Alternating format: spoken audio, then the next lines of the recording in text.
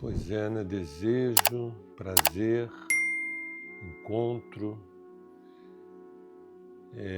Fico pensando qual é a relação da astrologia com a nossa necessidade de prazer e de prazer também.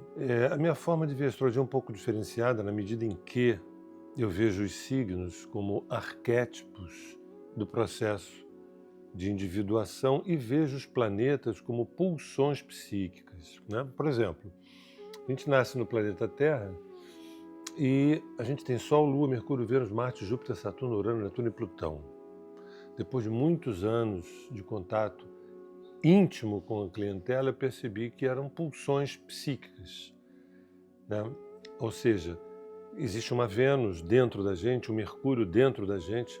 Você fala assim, tem um instinto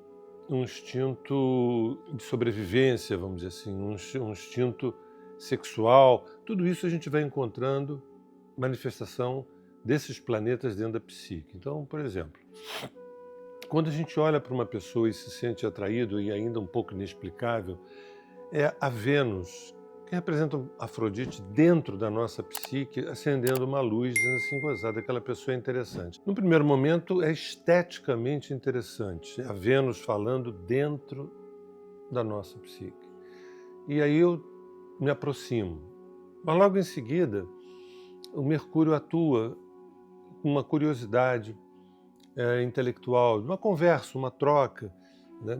Saber, será que ela tem pensamentos interessantes ou não, né? Um momento mais na frente, a Lua entra na questão e diz assim, puxa, essa conversa de Mercúrio, né, acionou a minha Lua, que eu me identifiquei emocionalmente com coisas que foram ditas. Isso reverberou, isso mexeu dentro de mim, né, a ponto de trazer Marte à tona, que é um desejo sexual. Eu comecei com uma atração de Vênus, depois um papo interessante de Mercúrio, depois eu vi que tinham conexões mais profundas de Lua, Marte, eu falei assim, cara, eu estou meio cheio de tesão aí por essa história. E aí, digamos, a gente vai às vias de fato e transa, e é ótimo, e Marte é carnal, né, é forte, mas aí, dependendo da profundidade do desenrolar, a gente aciona Plutão, que é uma espécie de desejos inconscientes, né? De morte e renascimento. Fala assim, puxa, essa relação, a gente não fala assim, né? Mas lá no fundo, o roteiro da psique diz assim, puxa, essa relação poderia promover qualidades de mortes e renascimentos dentro de mim. Eu vou chamar isso de paixão e vou chamar isso de uma relação eterna, porque, na verdade, o que, no fundo, o que me traz nessa relação é o potencial de eu poder morrer e nascer e renascer. Porque se eu for construir um bunker, se eu for construir um território de estagnação, isso é um delito espiritual, isso é um delito psíquico. Então eu não posso ficar ali naquela paralisia. Então eu preciso morrer e renascer. E o sexo é um dos maiores instrumentos para isso. E aí, quando eu permito isso, aparece a Lilith, que é todo um universo subterrâneo, amoral, que faz com que eu queira viver coisas que eu nunca imaginei que eu pudesse viver. Aí vem fantasias, vem desejos, vem coisas que para muitos soam como perversão, para outros falam assim, escuta, vem cá, essa é uma combinação, um acordo, isso é um contrato tácito entre vocês, então, gente, tudo pode. Se há uma combinação, se há um respeito, se há, pode tudo.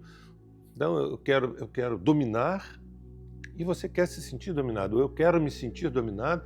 Isso é muito interessante. Às vezes, pessoas muito autoritárias querem se sentir na cama dominados, porque é uma lei compensatória. A Lilith, ela vai trazendo informações que o consciente não registrava, né? Eu nunca pensei que eu gostasse de apanhar na cama, ou de bater na cama, ou de xingar na cama. Vamos dizer assim, achei estranho isso, eu não tive essa formação, inclusive minha formação religiosa é outra e tudo mais. E se a pessoa tem uma boa orientação sobre essa verticalidade, né, que começa na Vênus, E também não para aí não, porque, por exemplo, onde é que entra o Sol como uma pulsão psíquica, né?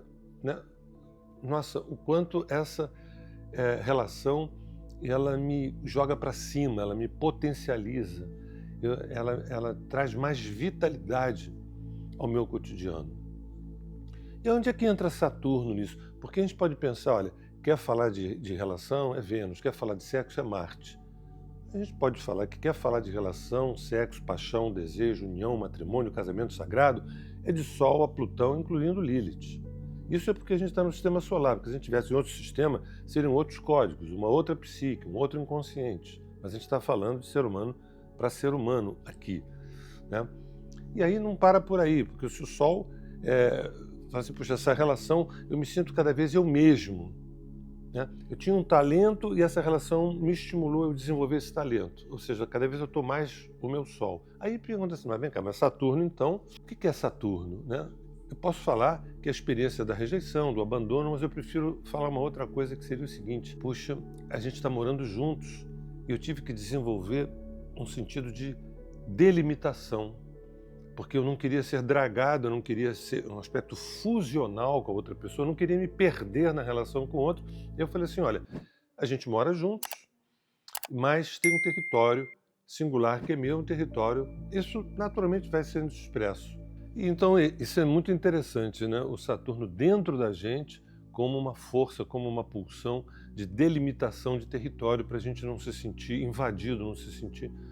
Aí fala assim, mas e Urano? Urano é bastante diferente de Saturno, que é abrir esse janelão. Essa relação, ela mexe com uma noção de transcendência, de ir além. Sabe? A gente construiu família, a gente construiu uma série de projetos, mas Urano vai falar de despertar, de iluminação, de aspectos de consciência. Ou seja, essa relação ampliou bastante a minha consciência. Quando a gente fala de Júpiter, por exemplo, a gente vai falar também de que eu encontrei um sentido dármico, um sentido de propósito nessa relação, que eu achei que primeiro era ter prazer, depois construir uma família, depois deixar um legado para os filhos. Mas aí em Júpiter eu me perguntei assim, qual o sentido maior dessa relação, né? Embora essas coisas não sejam tão conscientes, mas é assim que a psique opera. E por fim, entra o Netuno na parada para dentro da gente como uma pulsão psíquica para dizer o seguinte, escuta, no fundo, vocês estão juntos para viver uma experiência de unidade, uma experiência de pertencimento, uma experiência de comunhão com o todo, né? Para de fato viverem algo que não é a cisão, é algo para além da cisão, que é a experiência de unidade. Então, eu termino a minha fala lembrando que essa arquitetura do desejo, essa arquitetura do encontro, ela passa por essas 10 pulsões psíquicas como se fosse uma espécie de uma partitura, de um roteiro, embora o nosso consciente, mal educado, fique entre prazer, conflito, necessidade de separação ou manutenção, ou manutenção a qualquer preço, ou tentar descartar, e fica com esse repertório um pouco chinfrim, quando na verdade dentro da gente a gente tem no mínimo 10 estômagos pedindo sacios cada vez mais elevados. Então tem um momento que o sexo é pura presença, é pura vitalidade, é pura visceralidade. E aí, nesse momento, se cumpriu o encontro, né? Porque, na verdade, a gente fala o sexo como se fosse uma instância, assim, de um prazer mais periférico. Nossa, que legal, me toca. Mas o sexo, eu posso dizer que é tudo, absolutamente tudo. A relação com o sagrado é uma relação altamente sexualizada. A relação com a matéria, a relação com o emocional, com o afeto. Então, não há nada que a potência erótica esteja exilada, ou seja, ela faz parte de tudo. Então, um dos pontos nossos é a gente chegar no presente, a gente se tornar presença, como uma criança. Quando você vê uma criança brincando ali, ela está completamente, ela não está preocupada com o futuro, né? Ela está ali totalmente. Esse é o nosso desejo assim mais profundo e que a gente se perde nisso. A gente se perde nisso. Então, e o sexo é um caminho maravilhoso para a presença.